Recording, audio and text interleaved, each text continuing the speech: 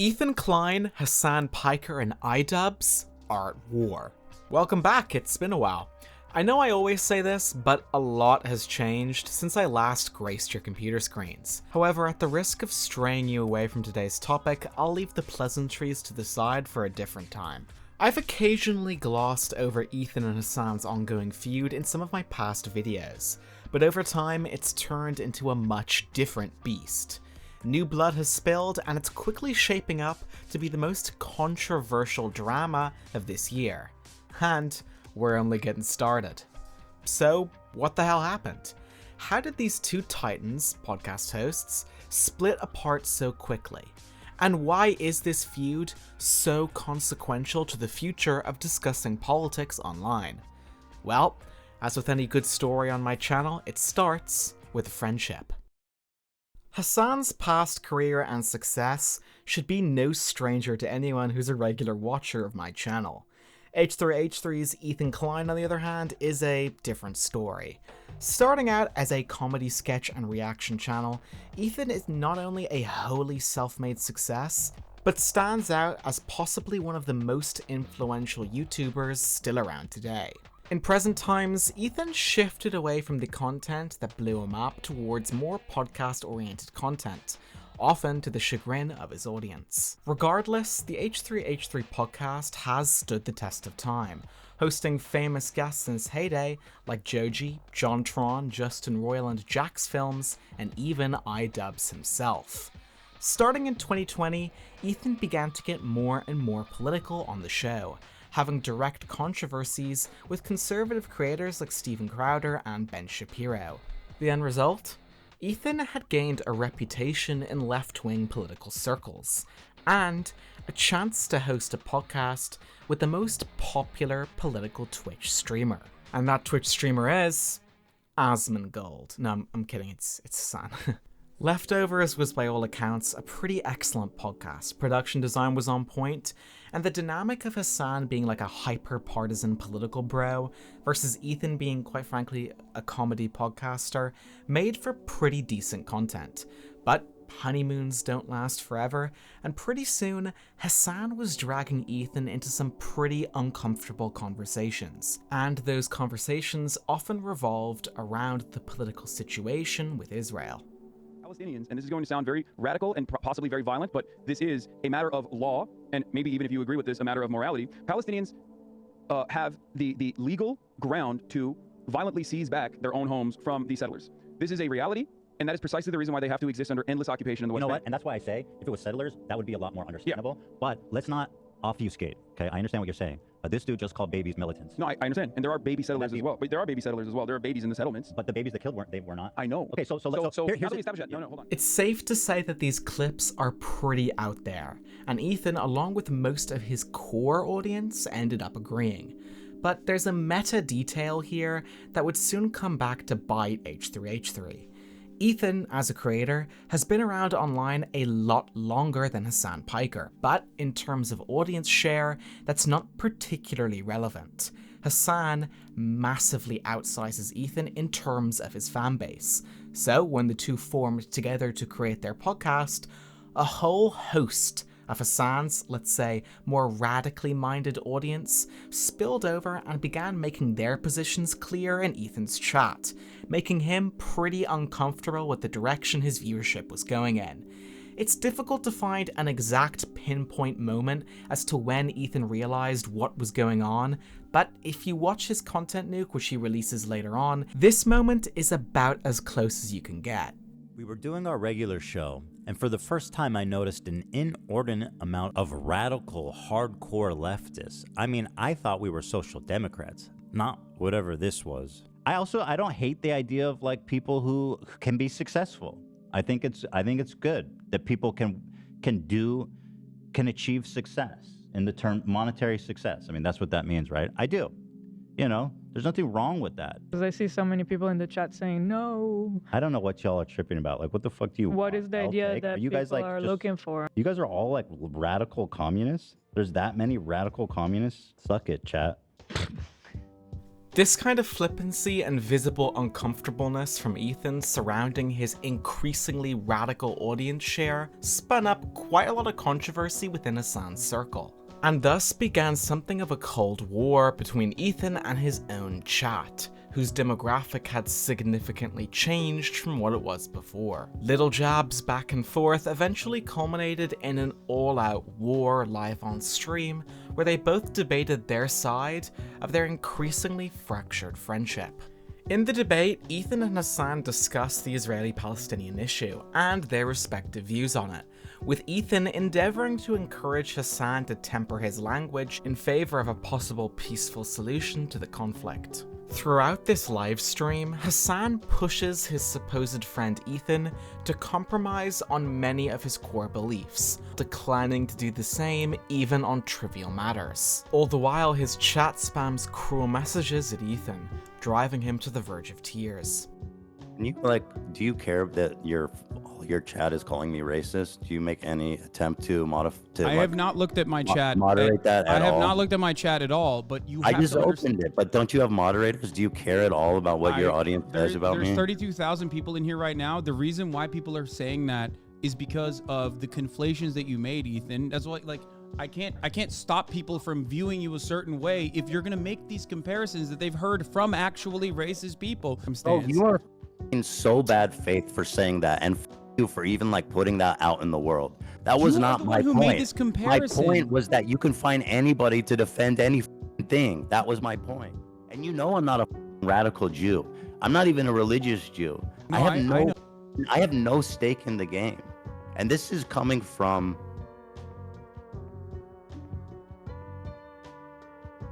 I know.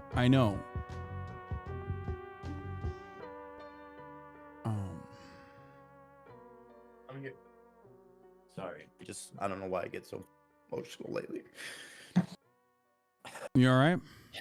We don't have to continue if you don't want to and you don't feel like it. Not taking responsibility for your audience is typically not the kind of thing you'd expect to hear from Hasan.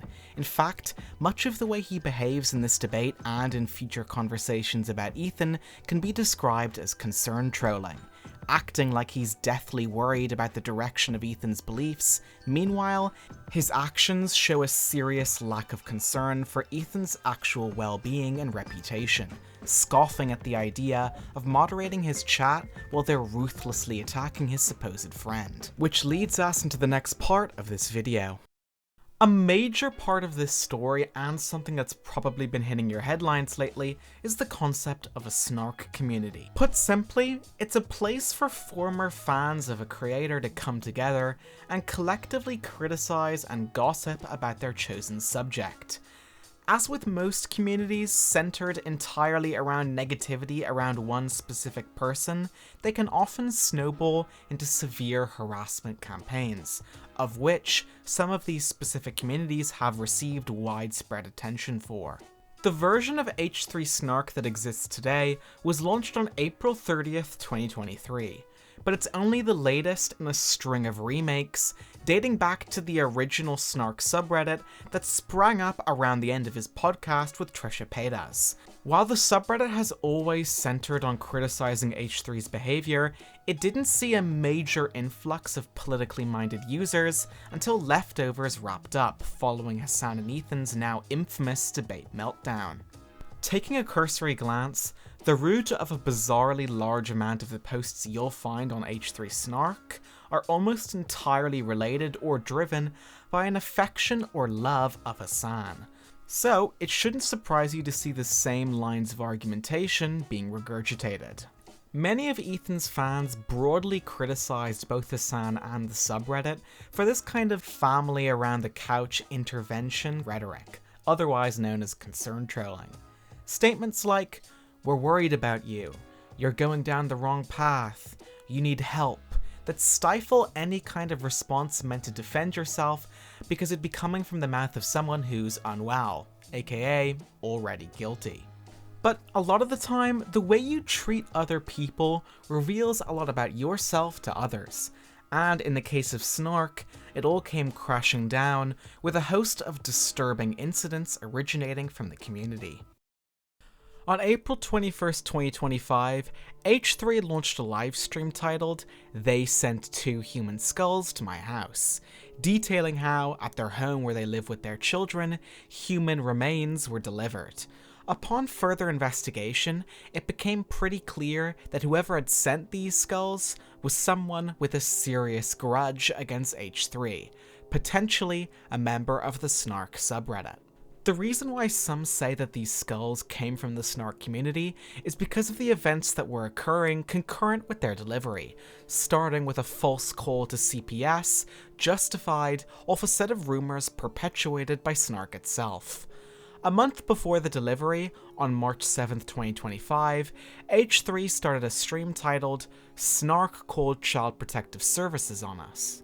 Reviewing the video and some of its subsequent follow-ups makes it pretty clear that the rumor that led to CPS being called stemmed from an accusation that H3's children had contracted Giardia, a common parasite H3 says their dog had, potentially passing it on to their kids. That Olive has Giardia, which is a bacterial infection in the intestines that makes you have diarrhea. And Olive has this? Olive has this, yeah. She came to us with it. Okay. She had diarrhea, and Oh, poor baby. Ducky came to us with that too. And I just wonder why. It's relatively common. It should be. They should have found it already. But anyway, so she has Giardia, so we have her on an antibiotic, but we had to wait until Monday, which is today. We just got it today, and well, Sonny's crawling around. He's putting everything in his mouth. He's at that age. He has Giardia. According to the claim, the children were allowed to crawl through dog feces, which had then infected them. In reality, H3 clarified seconds later in their clip that he isn't even completely sure they have it, and later, when he took them to the doctor, it turned out they never even had it in the first place. And furthermore, there didn't even seem to be anything that unusual about a child sharing a home with a dog contracting something that common and easily transmissible. And while some offer the explanation that it could have been a call of genuine concern, the fact that a 2-second Google search would have completely disproved their claims kind of sheds some doubt on that story. Shortly after, it would emerge that the individual who got those skulls sent to H3's residence never actually even paid for them. We do have policies in place that assure that all purchase orders are from verified accredited facilities, and we normally only fulfill them after confirming customer records and account history. In this case, it was an odd mix of factors: a simple oversight by a single employee, and a shipping automation rule that prioritized the order due to select overnight AM delivery method, allowing it to skip some of our normal checks and balances, including the verified purchase order check. I'm still not sure I understand how this could have happened without the exchange of any money. Is it really your company's policy to ship something like this to someone without any verifiable payment information? If so, I hope this incident has shown the potential for abuse by bad actors, and you make adjustments to prevent this happening to others in the future. Initially, H3's response was to file copyright claims on the uses of his clips. However, this only caused Snarkers to get angrier, and for the criticism to intensify. And thus, H3 initiated legal action against the moderators of the H3 Snark subreddit, alleging that as a group, they had either directly participated in the harassment, or had been a part of spreading the misinformation that led to it. Even now getting permission to subpoena social media platforms for information on their identities, provoking criticism from both Snarkers and general netizens alike.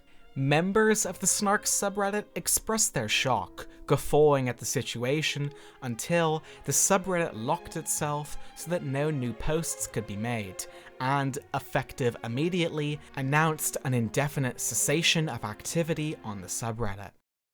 You can understand why months of build-up of situations like these would lead to some pretty huge controversies. But before we tackle iDubbbz's entrance into the story, there's one pretty crucial piece of content we have to take a look at first, and that is H3's takedown video on Hasan. After the widely controversial Leftovers episode 61 that we took a look at earlier, the podcast went on an extended hiatus.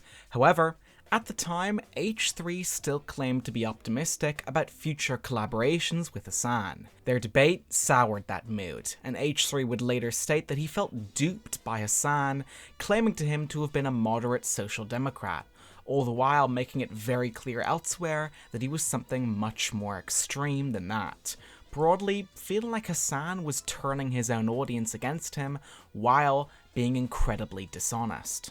Later, H3 confirmed that the podcast would not be returning. In the lead up to the Content Nuke, H3 extensively teased it on his main podcast, especially to the chagrin of Snarkers, who made regular comments denigrating H3 and what they thought the video was gonna be. And on January 31st, 2025, H3 released Content Nuke Hasan Piker. I generally feel like avoiding the risk of just recapping the entire video to you, so I'll just give you the most controversial cliff notes that were heavily talked about by the internet and social media. Hasan's view that in his perfect society, capitalists would be sent to re-education camps, tacitly defending human rights violations by the Chinese government, clips of their debates, which we took a look at earlier, where Hasan claims to be completely unable to control his audience's behavior, meanwhile pleading with other creators as a friend to control their chat. Sound familiar? Showing blatant and violent terrorist propaganda on stream with guns and controversial slogans to boot, and leaving the room, much to the horror of his stream guest NMP, who sat there shocked observing the video that Hasan was playing for him. Twitch TOS stating that the display of terror propaganda is against their rules, not being enforced at all on their golden boy Hasan, who freely streams Japanese cargo ships being taken hostage. Discussion of the Twitch Israel login controversy, which we've discussed in a previous video, where for over a year in the region of Israel, signups to the Twitch service were disabled. And last but not least, the rising star streamer and Hasan orbiter Frogan's endless controversies, her racial tier list that took place on a live TwitchCon stage, and her controversial remarks saying she hoped American soldiers got PTSD. So, a pretty explosive video all in all. The response from Hasan's orbiters was just what you'd expect. Although creators like Frogan have wiped their VODs today of their reactions, from what we can gather from clips and tweets, Frogan dismissed the entire thing as a summary of Reddit posts, saying she thought Ethan couldn't form a coherent thought for himself, and later accusing him of running harassment campaigns against her and her friends. Denims, who uploaded an almost 4-hour-long stream to her highlights reacting to the Content Nuke, expressly so people could watch it without supporting H3's video with ads, spent most of the runtime sitting silently and occasionally making a noise, which should also sound familiar. As for the Snarkers, they were broadly irate at the video's release, and it'd end up motivating much of the intensity they would direct at Ethan in the months afterwards. Hasan wasn't much more substantive either, saying at the time that he wouldn't watch the video on stream, calling H3 stupid, and, just like Frogan again, repeating the line that it was a rehash of Reddit posts criticizing him unfairly. But just when you'd expect things would taper down from here, another character entered the fray. And yep, you guessed it, it's iDubbbz. There was a time when iDubbbz was huge on the internet. His edgy Content Cop takedowns, where he'd often destroy others' careers by exposing their true nature, made him something of an icon in 2016 YouTube, which, as a period, could be summed up by whatever is funny is whatever is most shocking. It's safe to say that those were different times. But not necessarily due to massive controversy, those days came and went, and iDubbbz slowly fizzled out of relevancy, especially after a debacle in which the internet labeled him a cuck because of his girlfriend Anissa starting an OnlyFans, a situation where H3 would come to his defense. Somewhere along the way, iDubbbz's career started to subdue as he found himself going from being the bully to the butt of the joke. Even a foray into influencer boxing couldn't quite save him from becoming irrelevant. But there's one thing he could do, and that's having another try at what made him so popular in the first place: takedown videos. But how do you do that with an audience so terminally online without getting cancelled yourself? Well, you pick a good target. Enter Ethan Klein. Initially, the two had broken up as friends after H3's private conversation with iDubbbz, where he criticized him for his Creator Clash editor's vile statements about him and his wife, and their friendliness with people who had treated him so harshly. But none of that would make what happened next any less surprising. On April 12th, 2025, iDubbbz posted a tweet with a classic Content Cop intro, announcing the return of the series. And less than a week later, on the 16th, Content Cop H3 would be uploaded to YouTube, to the shock of Ethan Klein. What happened? There's more bad news? I do have some more bad news for you. Some breaking news. Your old friend iDubbbz just released a video. Yeah. It's about you. No, it's not. Yes, it is. Oh my god. That is the... No, it can't be. Well, It actually can't be. Holy dude. it sure is. Oh my god. Holy... And from a quick scrub through it, I think, well, it's gonna be a little spicy. Oh my god. Like what? Like what? Why? What did I do to like what kind of like, bro, what kind of cowardly bullshit is this? Like, we have one disagreement where I get upset because you guys aren't defending me publicly after everything I've done to support you guys, and like you bring on people who are Denims and Frogan who did a anti-Semitic tier list, and you're platforming them and co-signing them. And by the way, to even make it even more crazy, Lena's fighting in your fight, bro. The opening of the video features, for the most part, all of H3's greatest enemies, with a skit of Hasan pretending to have watched and accepted the criticism from the Content Nuke, before H3's rogues gallery appears, telling him to wake up. The main thesis is pretty much that H3 is going crazy and burning bridges with everyone for little reason, showing a lot of clips from H3's understandably angry post-CPS call stream, never explaining the context behind it or even showing the title. iDubbbz agrees that his Creator Clash editor did make seriously vile statements about his friend, but states that he felt he didn't need to publicly disavow him, feeling that H3 was doing the exact same thing on his podcast. The only problem with the clips he shows to substantiate this are that he was either joking or quoting Hasan, who iDubbbz famously put in the opening of the video. iDubbbz primarily draws attention away from what Froggy actually said, and instead to the fact that the person who showed the connection on H3's Reddit is, in his opinion, purposefully trying to make H3 crash out. iDubbbz also criticized H3 for asking him to say something publicly, considering how they had defended him in the past, saying that he thought this comparison made the friendship transactional.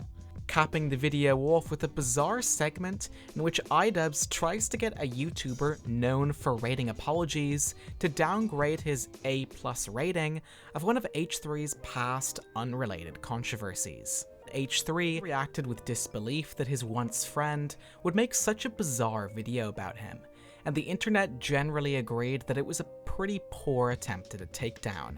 Harley Morenstein, the headliner of iDubbbz's boxing event, pulled out, with many of the other boxers following suit.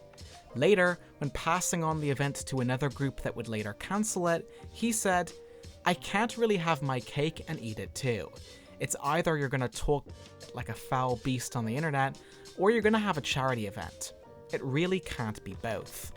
One of the most bafflingly irritating points about this situation was the fact that one of H3's podcast employees, Lena, was scheduled to fight in the event, and had no forewarning of the fact that he was about to drop an uber controversial hit piece on her employer. Shortly after the release of the video, H3's Injustice League of haters started their own victory laps. Perhaps a little premature, but Frogan dropped her own response video trashing H3. Denims followed suit with a streamed response, and eventually Hasan himself had something to say, bigging the video up, and later, presumably now feeling confident enough, reacted to H3's original Content Nuke on stream. All this confidence and feeling like people were on his side built up to Hasan finally working up the courage to actually debate Ethan live, and the result was something so explosive it needs to be seen to be believed. Hasan Piker. Hello, Hasan Piker. What's going on? Well, I'm doing a debate. What about you? That's what I'm doing as well. All right. Not just Ethan, but yourself as well. If you're going to talk, like, that's fine. Hey, I don't know if it's gonna Hasan, be too difficult. leave the production notes to my team. You can switch your show how you like. Well, you know, they were my coworkers as well, Ethan. And guess Yeah, I what? know. They are not now.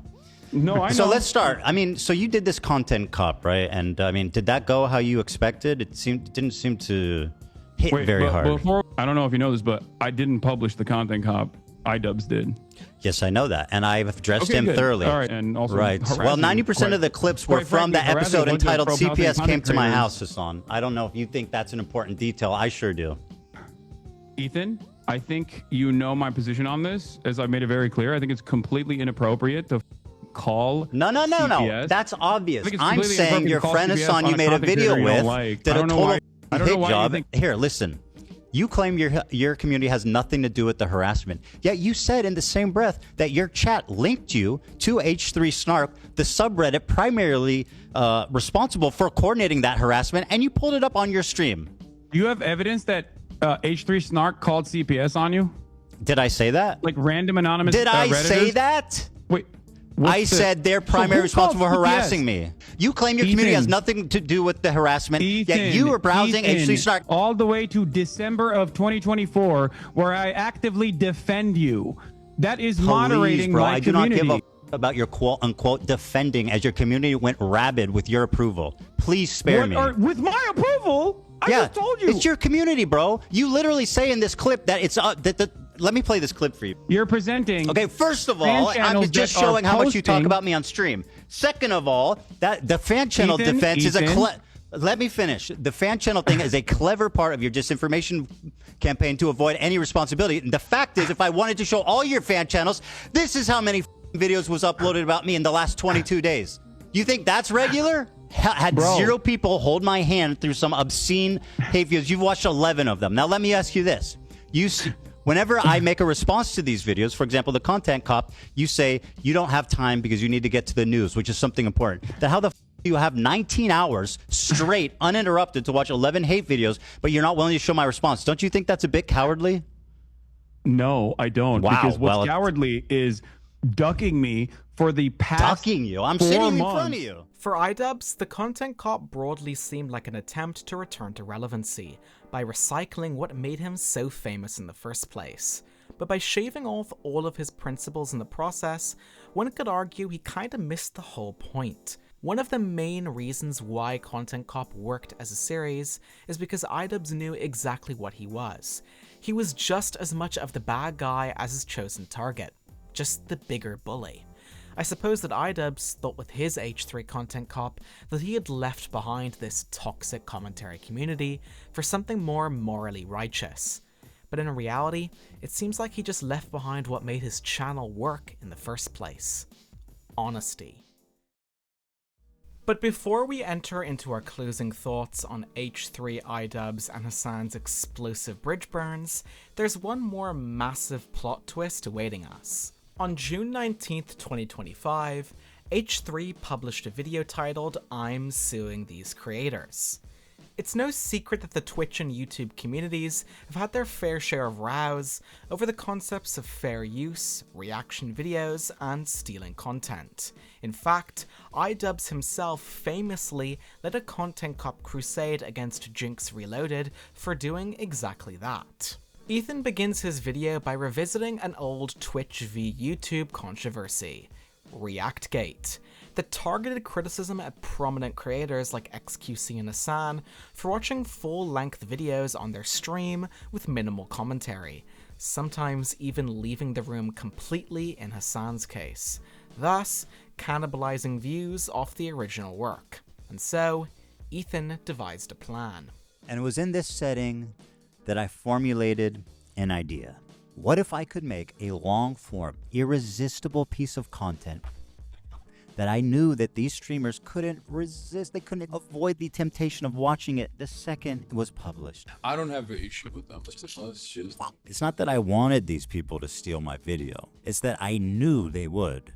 I knew they would watch the entire video, add little to no commentary, react to it instantly, giving them no time to form an opinion. The trap was set, and it worked even better than I imagined it would. We captured pretty much every large streamer reacting to it in its entirety immediately after it was published. Now the thing is, there were a few people that went above and beyond to commit copyright infringement.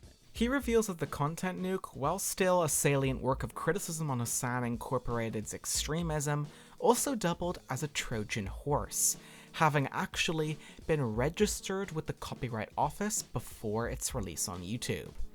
He focuses on 3 streamers specifically that were especially egregious in their behavior. KaceyTron, who spoke less than she smoked, Frogan, who walked away and let the video play unattended, and Denims, not only reacting silently as well, but also openly admitting that she streamed the content to help viewers avoid supporting H3. The Snark subreddit even promoting the streams themselves under this guise as well. The public response to Ethan Klein's lawsuits has been, as with most stuff in this situation, deeply divided. While creators and fans applaud him for finally taking a stance against what many see as parasitic content practices, others accuse him of weaponizing copyright to settle personal grievances.